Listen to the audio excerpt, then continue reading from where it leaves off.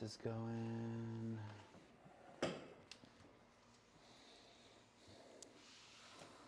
All right. Oh, there it is. Slow, but on. All right. Does everyone have 2 blocks and a strap at the least? If not, I can bring something to you if you need. Don't worry about it. I got it for you. What do you need? 2 blocks for both of you? A little bit of everything. All right. We'll get these blocks that work a little easier on the floors here. There you are. Good for everybody else? Awesome. Oh, strap. All right. Sorry, I didn't see that.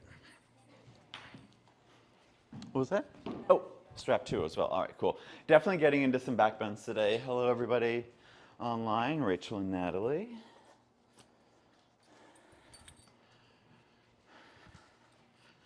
All right. Anybody else with the strap? There we are. Okay, cool. Maybe we'll have a late person come in. I'll get our stuff together here. So playing with back bends today, one of the reasons I've got some straps here to support us. We're also coming through the fall season. We're just on the other side of the equinox, probably this weekend if you were doing some yoga. There was lots of theming around balance. And we'll play a little bit with balance today, but we're going to work on balance a little bit closer to the ground. So fall is a time of generally dry air, settling things, getting closer to the ground. And in a very similar way, we're going to do just that as well, partly to be with the settling of things happening, and also just to build some strength and some greater stability to do some bigger back bends. Today, where we're working toward is mermaid posture in pigeon pose. There it is. I usually do some things for a couple of weeks, and so thinking here of something like bound, tiger pose in the weeks ahead, some other poses, doesn't matter. That's not where we are today. But that's a theme for where we'll be working through today. So find your comfortable seat. And as I've been leading a little bit more here lately, if you would like to sit in Virasana or Vajrasana instead and get a different stretch through the quads, feel free to give yourself all the permission you need to start your practice a little differently, if that is what feels right for you. And as you take your next breath in and down, either let the eyes come closed or your gaze become soft and unfocused.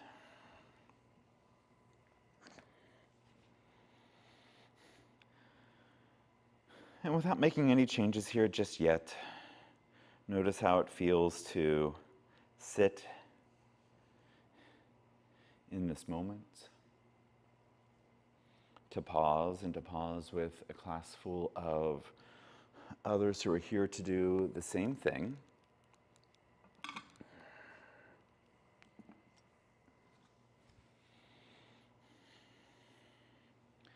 And then maybe there is a little bit more intention with the breath. Deeper, fuller, more toward the belly and the belly expanding rather than keeping it high up in the rib cage.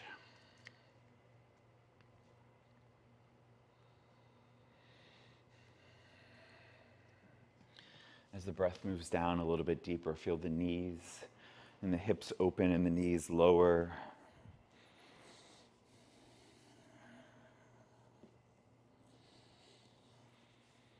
You can keep your hands right where they are if this feels right and meaningful for you in this space.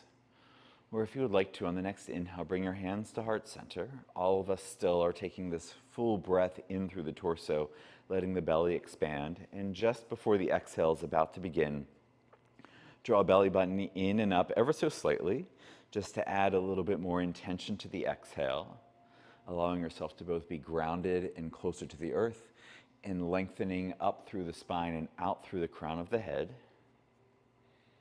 One more time, just like that, inhaling, moving that energy down, further down. Exhaling with intention, lifting, getting a little taller in your seat. And inhale once again. And on the exhale this time, as the air is rising up and out, let the eyelids lift, let yourself become a little bit more focused in your gaze. Release hands down to your lap. If you're seated in Sukhasana pose, however you would like to come forward into tabletop, feel free to do so. If you're in Vajrasana, we're just pushing down into the feet to send the hips up as we walk the hands forward and find ourselves in a tabletop position. We'll be here for just a little bit. You may want to add a little bit more support underneath your knees. But looking down here, just see that your fingers are long, that there's space even-ish through all of the fingers. Maybe we're gripping the mat a little bit here as well, noticing the tips of our fingers change color a little bit. Maybe it feels like the fingers are lifting away from the floor. And then we're grounding down the length of the fingers while we continue to grip. Just take a look over at both of your elbows. If you're a person who hyperextends, add a nice little bend to both elbows wide rather than back. And with that little bit of a bend, all of us can do this, whether we have the elbows bent or not. Press down from the shoulder blades through the length of the arms into the hands to feel nice and strong and engaged, and hug the hands toward each other.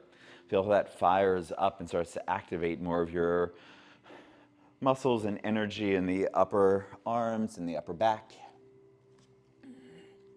And then as you hug hands to center, for those of you who were or do have a tendency to hyperextend, you can start to straighten the elbows a little bit more. And with this activation of the upper arms, typically keeps that elbow from hyperextending.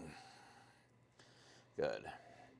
Belly draws in and up. Keep your gaze just over the top of the fingers or just over the top of your mat rather than having the head drop. And a little different here. Some of us were doing Vajrasana or Virasana to start. A little bit more for the rest of us to do more of a quad stretch. On your next inhale, as you're starting to come into cow stretch, start to hug heels towards sit bones while you pull heart forward. Sit bones lift, crown of the head lifts. And now a little bit different here. On the exhale with the toes pointing, take both feet off to your right as you push the hands down and away and around through the upper back. Your next inhale brings the heels back to the sit bones, back to neutral as you come into cow stretch. And on the next exhale, again, as the hands push down and away, the feet reach off to the left for a little bit of a twist, accentuating, maybe exaggerating that sense of stretch on the right side. Inhaling back to center. If that does not feel like where you want to be today, bring the tops of the feet back to the floor and take some normal cat-cow stretches. I guess we can say normal in that way. If you'd like to continue to flow a little bit more with the feet moving side to side, getting into the quads a little bit more, feel free to do so as well. Moving with your pace and your breath. Inhaling for cow, exhaling for cat, any version thereof.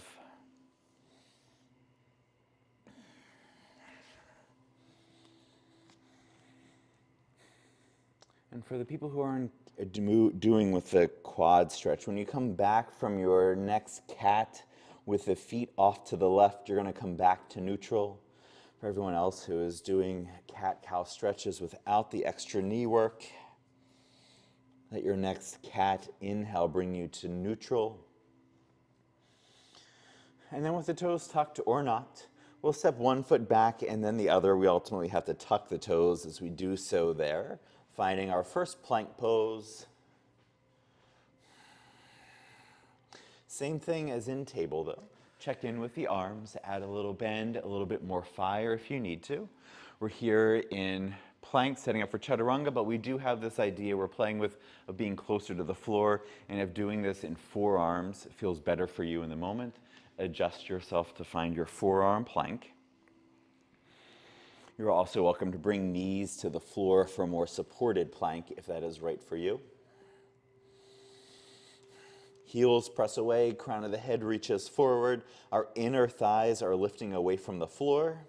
And then we're hugging right hand toward left foot and left hand toward right foot to add more core work here as well. Adding some warmth even as the seasons are taking us a little bit cooler.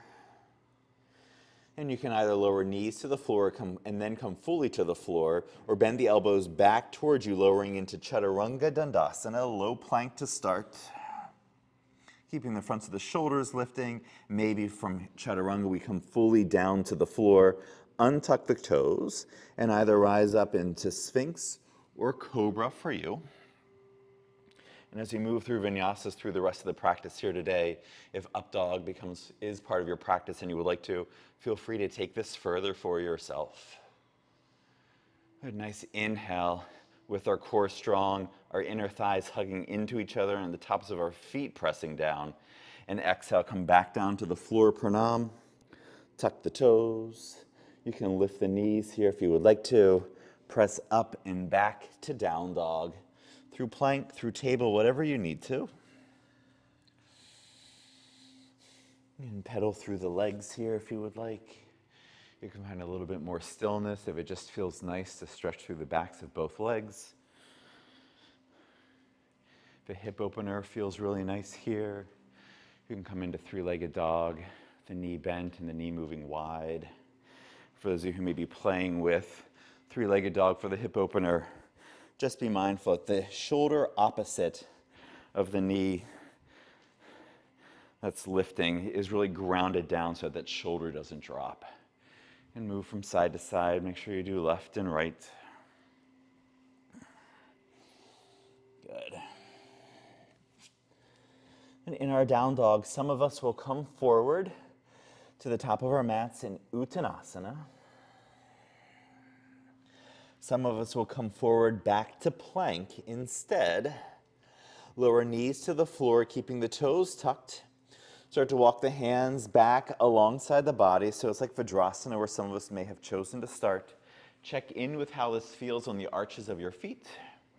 And as we press into the floor with the hands, or maybe making use of blocks, let the knees start to lift toward the torso, finding 4 points of contact here to the floor, but we're checking in with the arches of our feet.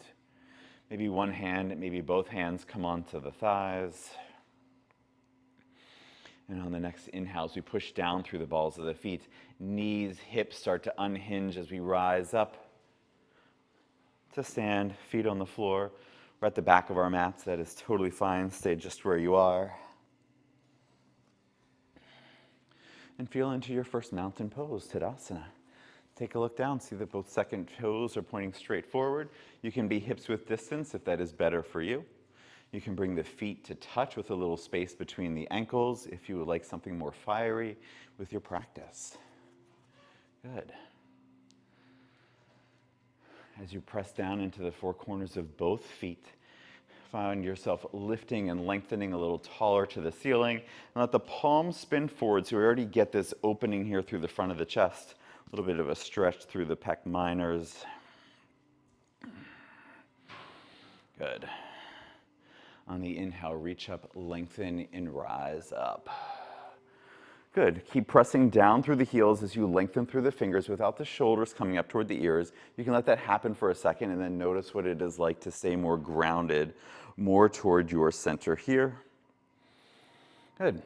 And on the next exhale, with a little bend to the knees, hinge from the hips, reach forward.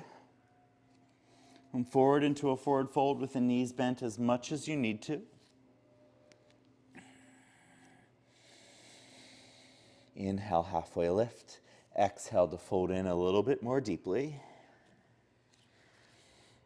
You can have your strap by you. You can have your strap in your hand if you would like to. We're going to come into, pretty early on here, modified Utthita Padangusthasana A. So from our forward fold, Uttanasana, more weight in the hands and in the balls of the feet, we start to bend the knees, feeling more weight move into the heels. You can stay low for a second with the hands touching the floor in this modified chair. You can reach the hands forward and let the hips settle back a little bit to find balance. Again, modified chair, maybe staying deep in the knees, unhinged from the hips, coming more upright in your chair. And then as we put more weight into the left foot here in our chair, start to draw right knee to chest.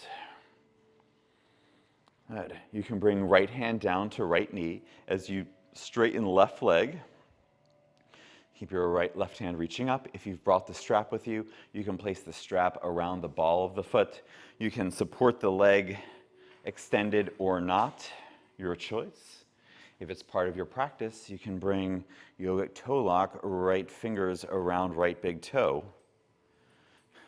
Inhale, extend out through the right heel. Good. Keeping the knee bent, checking in with where you are. Letting the outer right hip and the inner right thigh both be heavy. Good. If you've got the strap, you can release the strap. You can bend the knee. You can keep the leg extended but release. And use your full exhale to bring both feet back down to the floor. Pause for the beat if you need to, or settle back into your down, not yet down dog. Chair pose, Utkatasana. Setting up for a second side. Again, nothing that has to be too deep. This is still early. We're just checking in with the backs of the legs. And from your chair pose, either making use of the strap here again, having it in your left hand, but putting more weight into the right, drawing left knee to chest. Stand through the right leg as the left knee stays parallel to the floor. You can have hand to knee, hands interlaced under the thigh, strap or yogic toe lock. And on the inhale, extending out through the left heel. Right? Asymmetrical pose. Let the side be different in the way that it needs to be. Outer left hip heavy, inner left thigh heavy. Stay grounded. Catch yourself. Core work to stay with your balance. Maybe release the strap. Maybe release your grip, but keep the leg extended. And on the exhale, slowly or slow for you, bring both feet back down to the floor. Release both hands by your side. Mountain pose once more. And if you're at the back of your mat, start to make your way more toward the top of your mat. Good. You can have blocks framing out the top of your mat on the smaller setting, the lower setting. We have choices, but on the mat here, framing out the feet. And on the exhale, as you find yourself set up here, sit back and down chair pose once again. Good. Thighs hugging to center, hands hugging to center, lengthening through the spine. And on the next exhale, fold in, bring your hands to the blocks as you lengthen through the legs, Uttanasana. Some of you will just keep your hands here for support as you step one foot back and then the other. Some people may want to take your feet just a little further back, bend the knees deeply like chair pose. And because we've got more space lifting the ground up higher toward us, maybe we play with right heel hugging to right sit bone for a second. Maybe it's left heel hugging to left sit bone for a second. You can walk your way back to plank, or as you put more weight into both hands, hug both heels to sit bones and shoot the legs back behind you into a plank. Maybe it's a couple of times doing that, that's all right. Take blocks off to the side, lower fully down to the floor. Good. Press the tops of the feet into the floor. Keep your hands by your side if you would like to. You can reach your hands back behind you like airplane wings. Either of those options will give you some opportunity to do what we're going to do for some of us who would like to bring arms overhead, blade edges of the palms pressing down. Whichever of these variations we have, press down through the tops of both feet. Let the heart lift a little bit, and you can take your head, your gaze forward a little bit. On the next inhalation, press down right hand and left foot so that left hand and right foot can lift away from the floor. Good. Asymmetrical once again. Pausing for the breath. Exhaling to lower down, switching sides. Now the parts that were lifted are grounding, so that the parts that were grounded can lift. Any of the variations. Switch with your breath. Some people may want to play 2 or 3 more times on each side, moving this way. If you have the arms overhead and you would like to, feel free to keep both feet grounded and notice the effort that it takes to lift both arms and torso away from the floor. So we're doing asymmetrical, we're doing deeper with the back bend, and for those of you who are lifting through the both arms and the feet grounded, maybe now you also try to lift both inner thighs a little bit more away from the floor, coming higher up into Shalavasana. Good. Exhale, lower down. You don't have to stay up for the full time. Good. Catch your breath. You make a pillow with the hands. You can turn your head to one side and then to the other.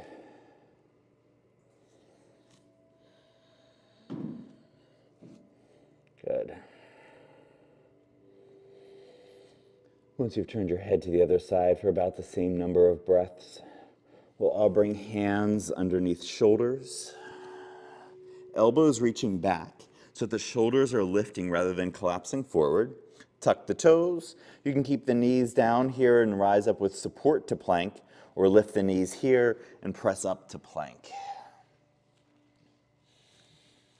Good. Then rather than feet touching, take your feet even a little bit wider than hips width distance here.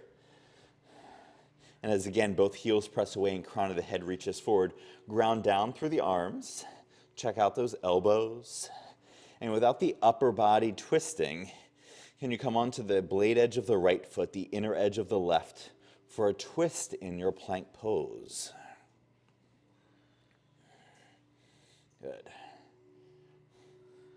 Inhale back to plank on the balls of both feet, and on the exhale, outer edge of the left foot, inner edge of the right foot, twisting in the other side and noticing how that feels.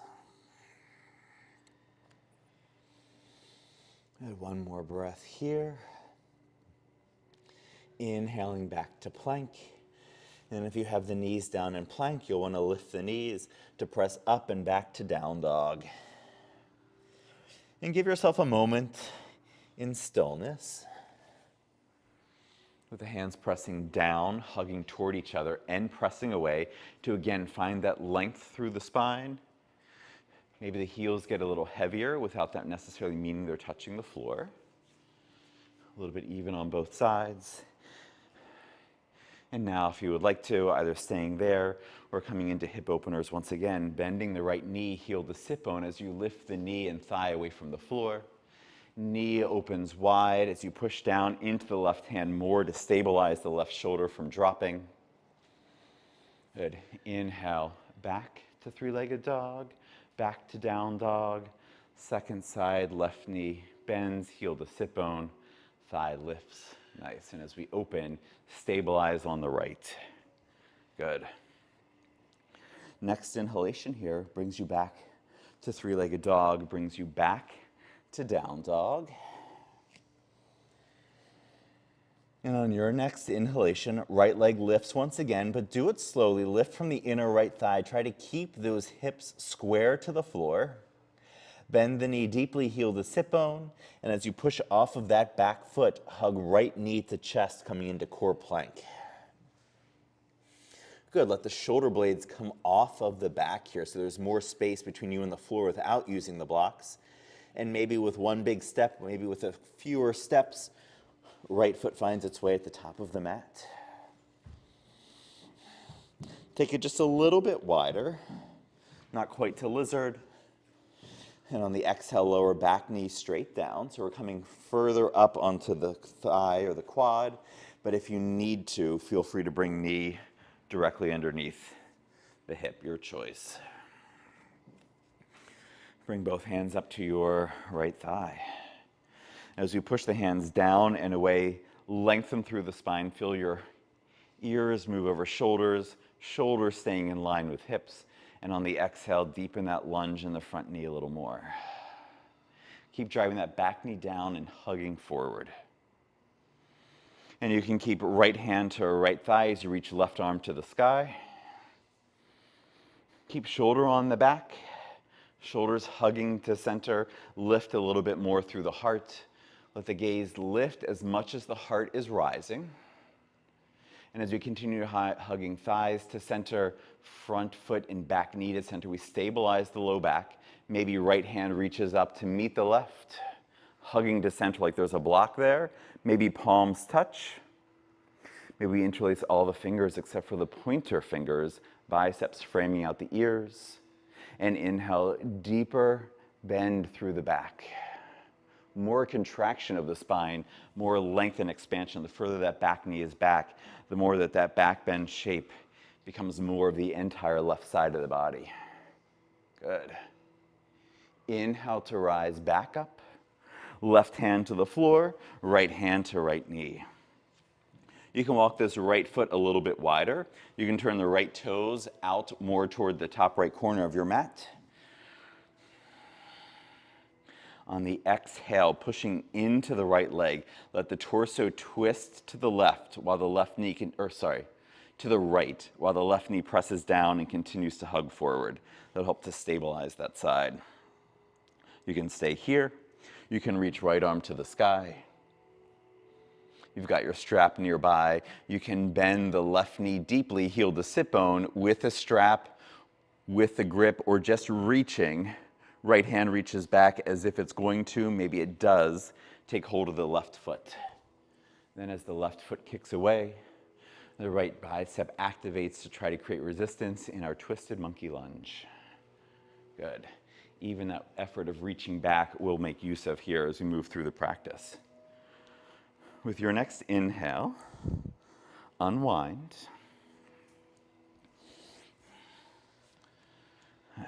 Untwist, bring both hands to the inside of that right foot. Walk the right foot as wide as the mat. Maybe the toes come off a little bit. Put more weight into that right foot and into both hands as we lift the back knee.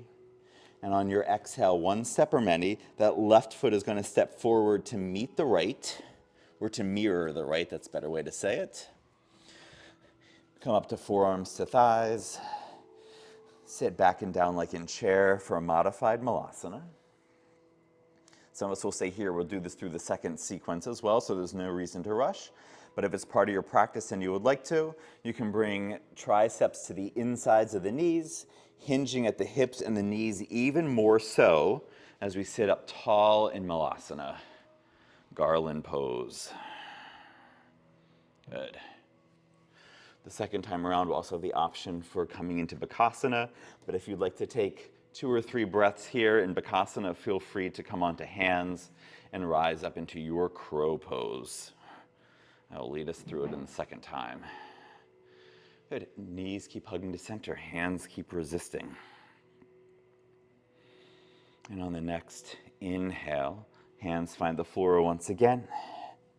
Stand through both legs. Bring your right foot or your left foot a little bit further in, but not again right to hips width distance. Take a big step back with that right foot. Lower the right knee. Further back or closer forward if you need to. And as you bring your left hand onto left thigh, right hand onto left thigh as well. Find length, find activation through the core, thighs, front foot, back knee hugging to center, and exhale, deepen into the lunge. As you keep your left hand to left thigh, reach right arm up. As we deepen the lunge, maybe the heart starts to reach up more towards the sky. Strong through the core so that back bend is happening just to the mid to upper back. Maybe left hand reaches up to mirror. Maybe palms or finger pads touch. Maybe fingers interlace. Maybe biceps close alongside the ears or just behind. As we deepen the lunge here, still curling ever so slightly more towards the sky with each breath, coming into Anjaneyasana. Nice, everyone. And on your next inhale, coming back to neutral, right hand finds the floor, left toes turn out a little bit, Left hand presses down into left thigh so that we're twisting to the left this time. Now I got it right. And now it was confusing, I just said right. Right knee presses down and hugs forward. Good, staying here if this is where the twist is for you. Maybe reaching left hand to the sky. Maybe having the strap as the right knee bends, heel to sit bone. Maybe you take hold of it with the strap, maybe with your hand. Maybe you're just reaching and finding this length on the left side. If you can make the connection hand or foot, or hand or strap, foot tries kicking away. Inhale, notice where the breath has to move in the twist. Exhale to deepen the twist. Next, inhale, we unwind. Both hands come back down to the inside of the left foot as we take it a little bit wider. Lift the back knee, right foot steps forward, mirroring the left, maybe a little bit closer if it feels like that's right for your body. Maybe you come back to halfway with forearms to thighs. Maybe you exhale right into Malasana. Maybe you're in your Malasana, you take hold of a block to place it in front of you. Plant the hands. Lift through the hips. We played with Chaturanga here a little bit earlier, and through plank, we want to find Chaturanga arms. So elbows bend, shoulders come forward without collapsing. We practice lifting one heel to sit bone, maybe then the other, maybe both at the same time. If you've got the block in front of you, it can be a place for the head to rest or to catch you if you feel like you're falling, so it's a shorter fall. And anyone who is still up in this Bakasana pose, if you would like to, you can send both feet back and land in plank. Whether that's today or another time is fine. Good. But come out of your crow, come out of your Malasana, let the legs be long, knees bent as much as you need to. You can take hold of opposite elbows and let yourself hang over the legs. Or keep this more active.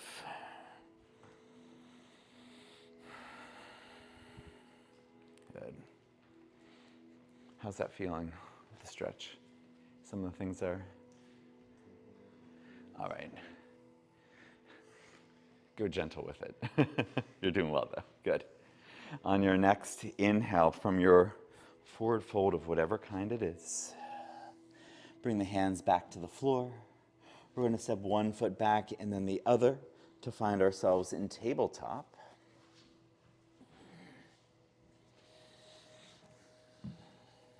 And actually, as soon as we get done in table, we're going to sit the hips back on the heels, come into Vajrasana, just for a pause here. So we can do side plank with a lot of support with the back knee, with one of our knees down. That'll keep us a little bit lower to the floor.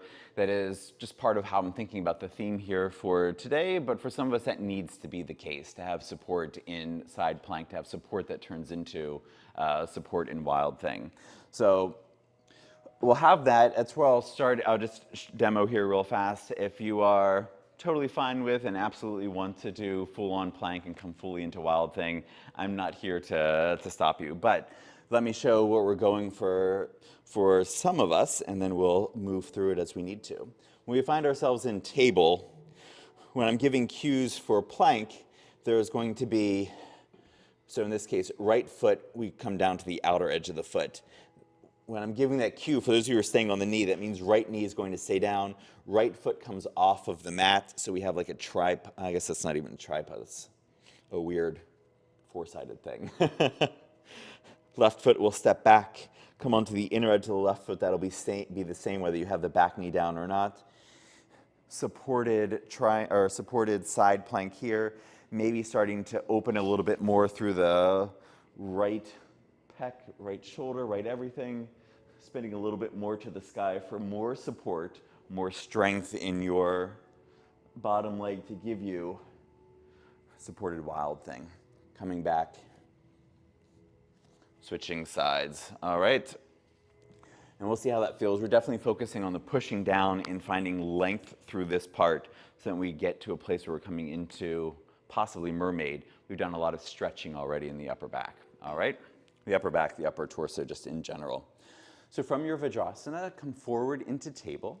If you would like to take table because that feels right for you today, because that's just the better thing for you, stay in table.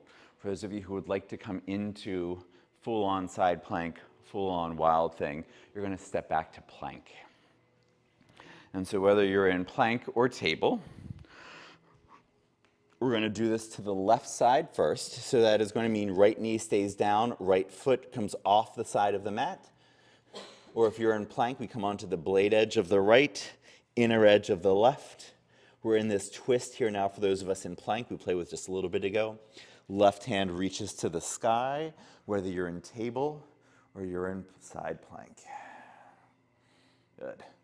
Keep the fingers reaching away from each other without the shoulders coming off the back. That's where you get the stretch through the torso. And now if you're in the table variation, you can start to spin more of heart to the sky for a deeper stretch, or you can bend your left knee, turn your left knee to the sky, bring the ball of the left foot down to the floor, and now hips and heart reach to the sky for your wild thing. Very intentional that the left heel stays lifted. That driving down on the ball of the foot gives us a lot more support in the lift. Nice, everyone. Inhale, come back to plank, come back to table. If you're in plank, you might want to come into table for another breath. We have a second side to do. And as soon as you're ready, for those of you who are coming into plank, step both feet back to plank. For those of you staying in table, it's going to be left knee staying down, left foot off to the left as right foot steps back. For those of you in plank, it is blade edge of the left, inner edge of the right. Good. From side plank, before we move past that, find your stability and strength, especially for those of you who may hyperextend. Check in with that bottom arm. You're staying in this while I'm talking. Good job, everybody. If you're staying in the table variation, the supported variation, let more of the heart open to the sky to focus that stretch on the front of the shoulder. And for those of you in side plank, that top knee bends, the knee points to the sky so that we can come down onto the ball of the back foot. Open into your wild thing, any variations that you've got or would like. Nice, everyone, nice. On your inhale, come back to plank, come back to table. Either keep the shins parallel or take the knees wider and press back to a down dog. To a child's pose, that's what I meant. That had been a very awkward down dog. Just 3 breaths. Chance to catch in, check in.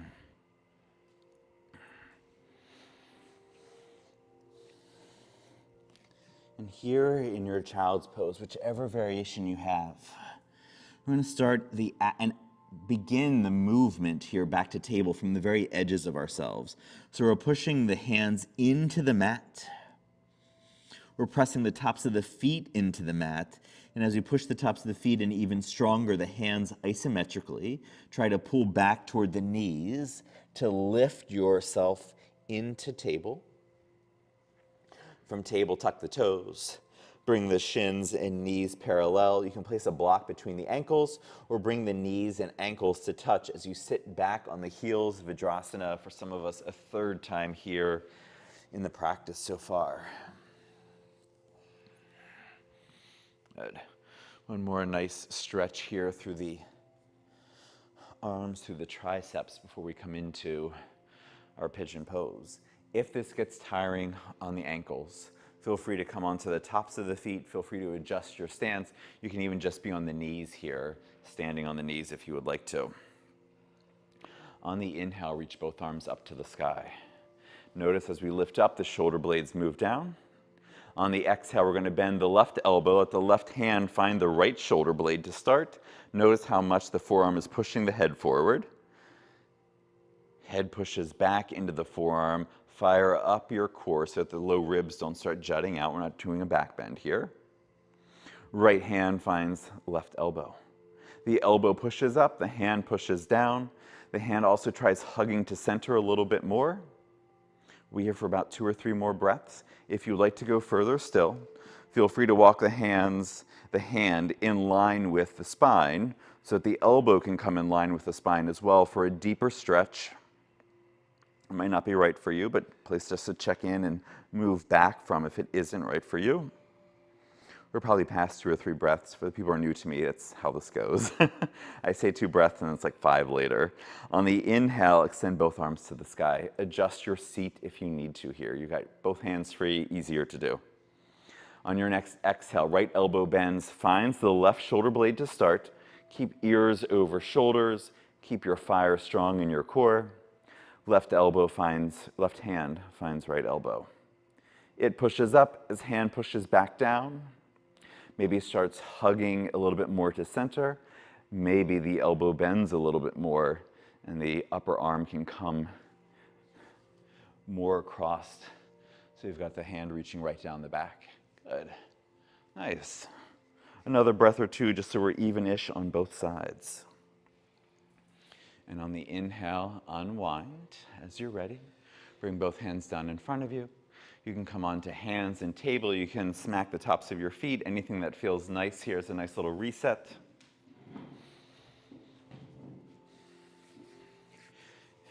Is everybody familiar with what mermaid pose is in pigeon? All right, cool. I will show here for that. If we're going here, we can stay a lot more upright without turning into a deep back bend. So there's a couple of things that we can do here, and it's typically the case when I'm getting us into bigger poses. There's plenty of places to exit. As well, if there's any reason in the legs or hips that pigeon pose is not good or right for you, instead of being face down as we're doing it, what you'll do is come onto your back. You'll draw whatever knee we're calling first for pigeon. That knee comes in. Find figure 4 here. We get this opening here still through the hip. You can draw knee in closer, or you can take hold of foot and ankle and extend the leg out while you, with your own strength and your own awareness, try to hug shin more to chest. Right? So you're going to be in charge of that a lot more instead of gravity. Gravity doesn't care about any injuries, so always check in with that. So in that case, you wouldn't be doing any kind of a back bend, and that's also going to be right for some of us. Pigeon is our entry into mermaid pose. And so a couple of things. Strap, awesome, great. We can have a block underneath the hip to give us a lot more support. And we can have a strap for a lot more support as well in reaching back and hooking. We've played with this 2 or 3 times here in some different postures. And so this is ultimately where we're coming to. We're using the strap, take hold of it across the top of the foot. This opening, I guess I should be doing this the other way, but this opening here is what we've been playing with through the pec minor. And so even if we don't make the connection, we're doing a lot of good work. We can make the connection. We can use the strap, but we untwist with the connection, however it's going to be to that back leg. Heel more toward outer hip. Left hand can stay down. Left hand can reach up. Maybe you're coming here a little bit more fully into it, in which case, for some of us, will look like the foot moving into the inner part of the elbow, backhand reaching, or front hand reaching back, backhand reaching forward, and finding ourselves here. Deep stretch through the right side. That's where the back bend action is happening. We got a quad stretch. We got a hip opener. There's a little bit of everything happening in that one. There's also plenty of places to exit along the way. I'll give cues for that. I just want to make sure that we were aware of where we were going. So if you know that pigeon is not right for you, come onto your back first. If pigeon is right for you, whether you're doing back bend or not, you're going to rise up into a down dog. I'm also remarkably ahead of schedule. I'm usually just bringing us into Shavasana at 1 o'clock, but I think we're doing well here. So we'll add something. For those of you who are in down dog, take your right leg up and back, knee bends. We're going to do a couple of core planks here. On the exhale, draw right knee forward to right elbow. Inhale back to 3-legged dog. Exhale, right knee to center, core plank. Inhale, back three-legged dog. Exhale, right knee crosses the midline, left elbow. Send it right on back. Three-legged dog. Next time here, right knee to right elbow. Let the knee move right down the elbow. Keep your knee wide, but bring your foot off to the left. Good. Take a look back. See that your knee and ankle are to the inside of your outer hip, and that if it's right for you, that your right knee is all the way to the very right edge, right side of your mat. You can use blocks, and you can walk the blocks back without coming into the deeper back bend. We have support here to lift and find a back bend a little bit more like Anjaneyasana where we were earlier. And so you can stay here with the back toes tucked for support. If you have the back toes untucked, just be very intentional that you're pushing both the big toe nail down and the pinky toe down toward the floor. Some of you will stay here, and when you get tired of this, come forward onto your forearms just to stretch out and lengthen both the front body and the back body. If you'd like to come into mermaid pose, have your strap here in your left hand or off to the left where you can easily get to it. You can bring your right block and right hand a little bit more forward and in line with the right hip. So as you bend the left knee, we still have a lot of stability here. Either strap in the left hand or without the strap, left arm reaches wide to the left and back, whether you make the connection or not. Can you find that reach while you're still doing the work of heel hugging in? Maybe you take the strap around the foot. Maybe the hand can find the inside of the left foot. So now we're twisting a little bit back toward it. On the inhale, come a little bit more forward. That's going to force or require that knee to bend a little deeper. You have hand to foot. You can come onto fingertips on the block. You can reach your fingertips up towards the sky, focusing here on lifting and rising and lengthening up out of the hips. If you'd like to go further, maybe the foot comes into the inside of the elbow. Maybe the right hand reaches up. Good. We'll stop there for everybody, all right? Keep hugging in to center. Find your ability to untwist. Inhale to slowly release the grip on that back leg. Plant the foot. Come back down onto forearms for everyone else to meet everybody else who is lengthening evenly front and back side. And one more option here is after back bends, it's always nice to do some twists. Core is active. Know for yourself if you would like a more open twist, so twisting away from the right leg or twisting toward the right leg is going to be a closed twist. If you're doing the open twist, right elbow is going to find the middle of your mat, left hand's going to come into right hand, Anjali Mudra hands, and twist away from the right leg. Closed twist is going to be left elbow, but it's going to walk more toward the right knee, so further right than center. Right hand will come into left hand, pressing down to support the twist. Your depth, what works for you. Just one inhale and exhale. And the inhale that follows, unwind from the twist. Come back down to forearms. From your forearms, come back onto the hands. Lift the back knee however you need to get out of your pigeon pose. Back to down dog or laying on your back. And from your down dog, knees find the floor. Sit back on the heels once again. Vajrasana. Any questions, concerns, things that didn't feel right, things that felt like they were more helpful than other times? All right, so we'll do the second side. It is sometimes easier because the second side is our stronger side. Sometimes it's because our body's like, I know what's coming next. There's already some preparation happening in there. If you would like to switch to on your back for side two for any particular reason, feel free to do that as well. If you're going to be doing this on your back, stay on your back for right now. And if you're going to come into Ekapada Raja Kapotasana and play there. Then you're going to rise up to your down dog. I think I'm still going to be good on time. I might have to throw in a whole nother sequence just so I can stay on brand and run late. Inhale, left leg up and back. Good. On the exhale, left knee to left elbow, core plank with a little bit of opening on that side. Inhale, up and back. Exhaling, core plank to center of chest. Inhale, up and back. Exhale for the twist. Left knee crosses over the midline to the right, up and back. And now on the exhale, left knee to left elbow. Let the knee trace down the forearm. Stays wide. Left foot is pointing toes off to the right, probably at an angle. Start with blocks. As the variation is the option here, take a look back. See that your right toes, ankle, and knee are to the inside of that outer right hip.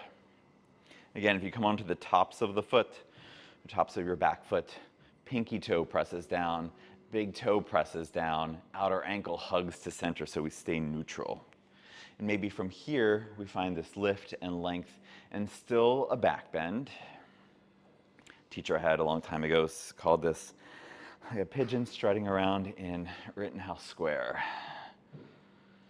But I don't know how to translate that into Sanskrit, so we'll stay here for some of us. If you'd like to go a little bit further, you'll bring left block more to in line with your left hip. Have your strap in your right hand, or have your right hand at least active and ready for the movement. Right knee bends, heel toward outer torso rather than the mid-back, or right straight toward the back. With a strap or not, right hand reaches out to the right. And on the exhale, we're twisting to the right so that the right hand can reach back. Maybe the strap goes around the foot. Maybe we take hold of the foot, ankle, or shin.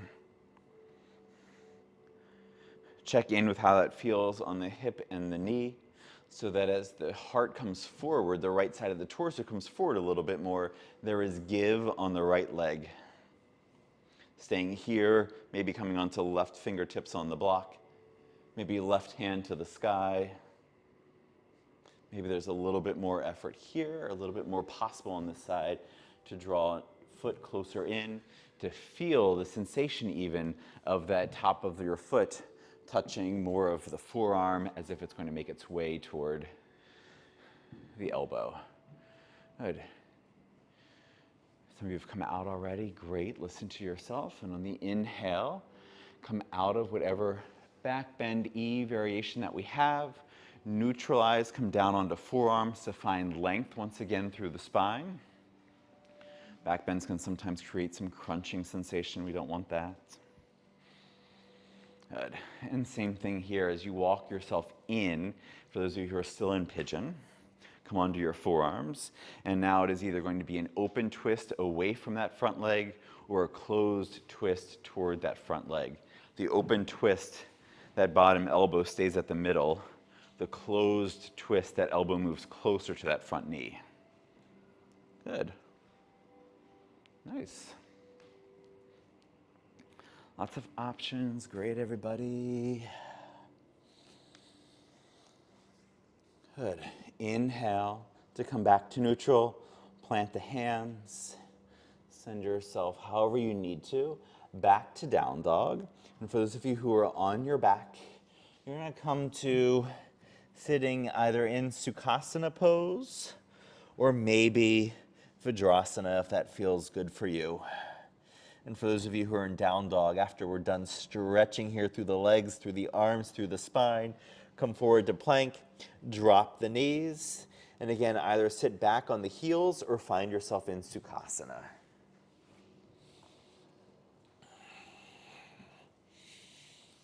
Good. One more thing I've been playing with throughout the month, we'll add to it each time along the way here. We practice a little bit in the very beginning. Have your blocks. Maybe they can be on the highest setting here that is a little bit more wobbly, but this is going to be fairly static with what we're doing. You can have blocks at the lowest setting, blocks at the medium setting. Probably the further down that you take the blocks or remove the blocks, rather than sitting up on the heels, you may want to come onto the tops of the feet instead. Coming into either Tolasana or Lolasana. So doing this with in Sukhasana here, our focus is going to be more of lifting the hips, and whatever that bottom foot is going to be a stabilizer. So as we're pressing down, shoulders want to lift up immediately, ground down through the shoulders, and then we're lengthening the arms, and so our spine can only lengthen so much. That means the hips have to start lifting. And then this bottom foot becomes the support as we work toward practice. Or coming into it through Vajrasana, same thing, whichever option you want to take. Let the elbows bend a little bit so the shoulders stay down the back. Let's do it this way. Then the elbows unbend, but the shoulders stay grounded, so the hips have to lift a little bit away from the heels or the floor if you're in Sukhasana. Good. For those of you in Vajrasana here, we're doing the core work and using the tops of the feet as like a lever to hug knees to chest. Maybe we lift one foot and then the other. Maybe we lift both, hugging knees into chest as much as we can, whether we're an inch off the floor or a centimeter off the floor. It doesn't matter. We're at the end of the practice. Just see how that feels in the body. A lot of stretch through the front, a little bit of contraction there as well. Good. Nice. Maybe there's an opportunity in the future to do a jump back from that. All kinds of things that these places we can take these things. Doesn't have to be here today at all. As your body is like, I'm done now. Sit back down. Nice, everyone, with playing here. Come forward. You can either cross at the shins to have a seat. Ultimately, however we want to, coming into a space where we're on our backs, but knees bent, feet grounded under the knees.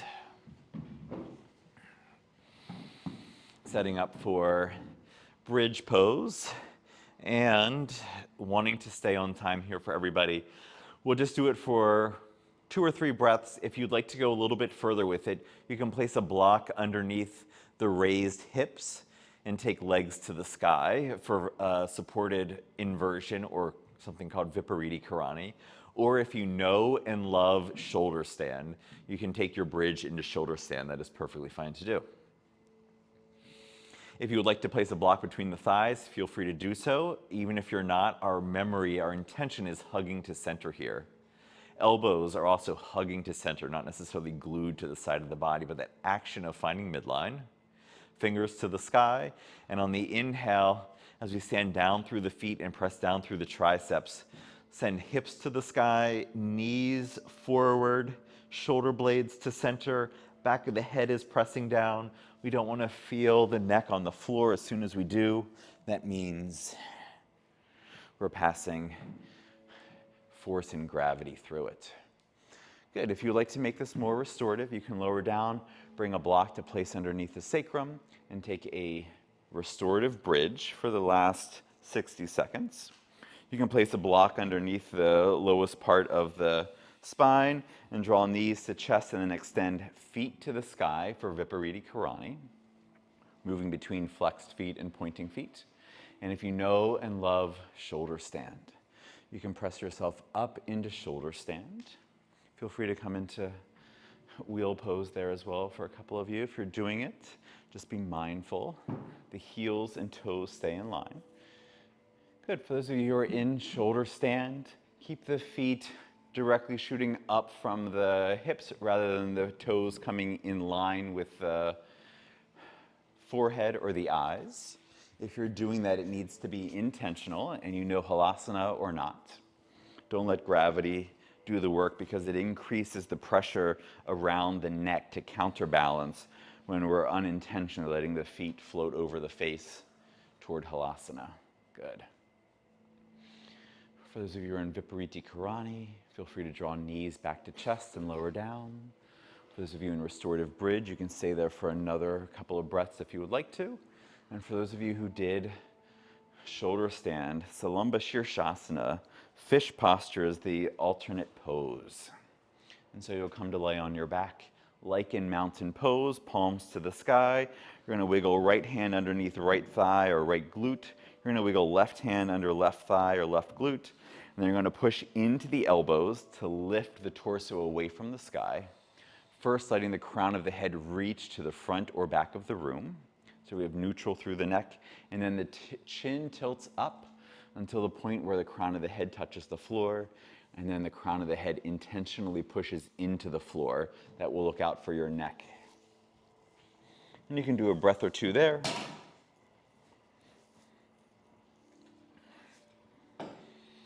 Those of you who are ready to move into Shavasana or any final poses beforehand, we're just right on the good side of 1 o'clock, and we're about to be on the other side.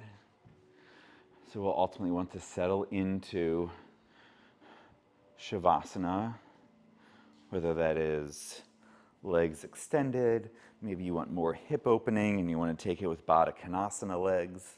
Let your final relaxation be what is going to be relaxing for you. With each exhale, an opportunity to release distractions that come in when we find stillness. Each exhale, an opportunity to release any physical tension that we notice, either because of the practice and the effects of it, because of the effort, or the effects of deeper awareness of places where there is tension. The inhale holds the space that's been released and allows us to settle a little more deeply into stillness.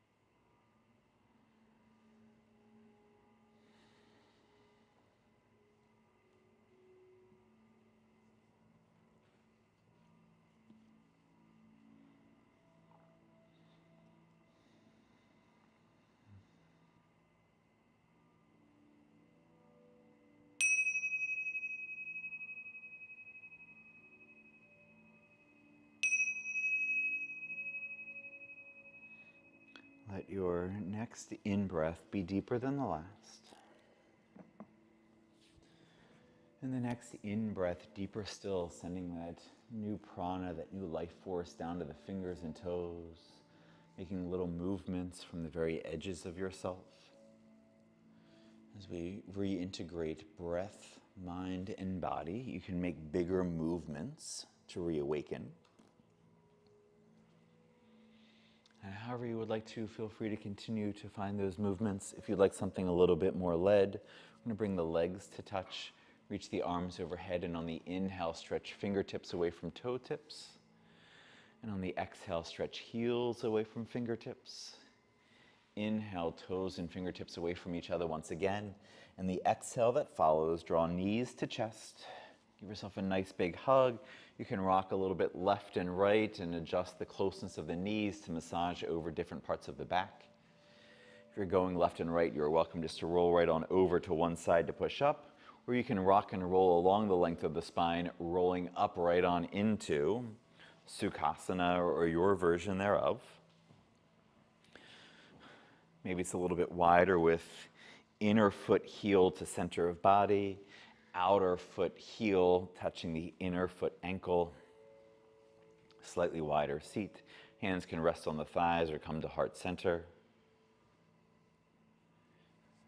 Here, returning to this very similar shape to where we started, an opportunity with the next 3 breaths just to notice the subtle and sometimes not so subtle shifts and changes that happen through the practice of mindful movement, of asana. It's one of 8 ways of experiencing yoga.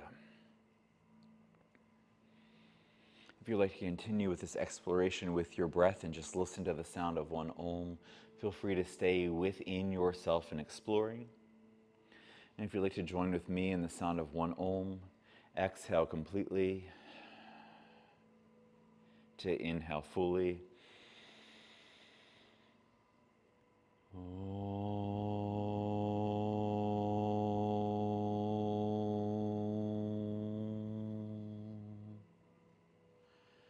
The light in me bows to the light in each of you. Namaste, everyone.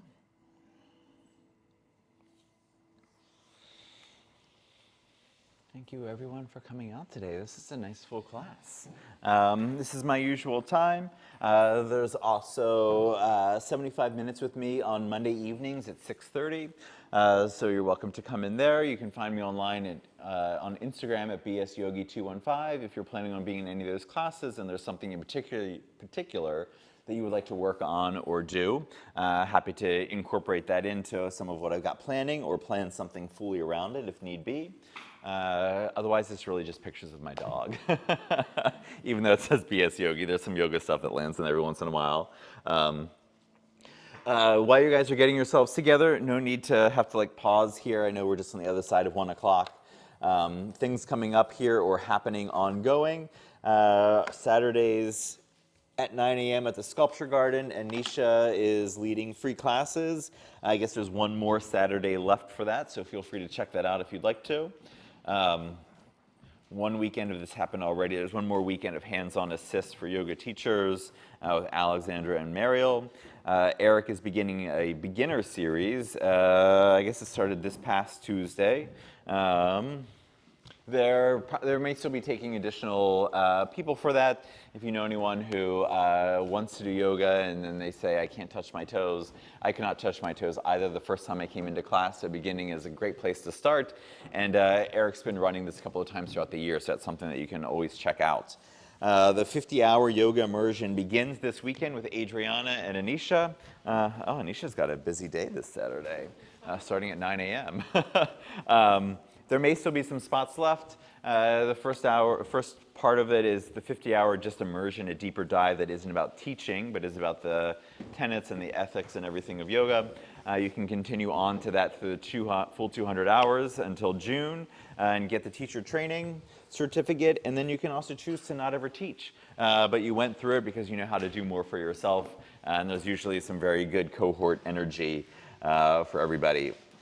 So that's continuing. Once we're in October, we got a bunch of other stuff coming up with Kids Yoga Club, something for teens, Durga stories and lessons from Anisha, and some other stuff as we move through the month. Check out online, sign up for our newsletter, listen, check in more with classes, announcements in the future. Great seeing everybody. Have a great rest of your day. Have a great rest of your week.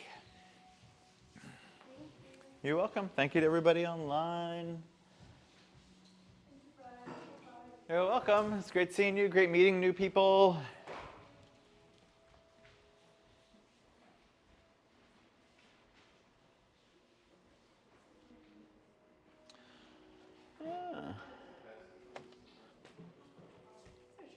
Right outside the door, there's one. Yeah.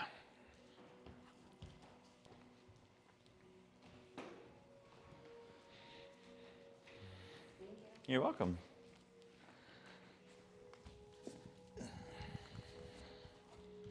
All right, good. Let's take all of this stuff back.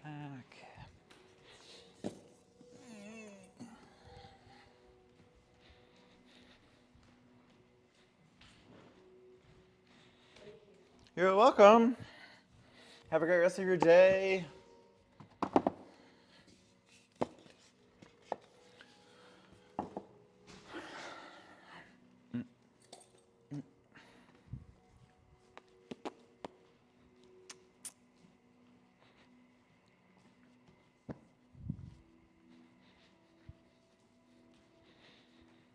Mm-hmm.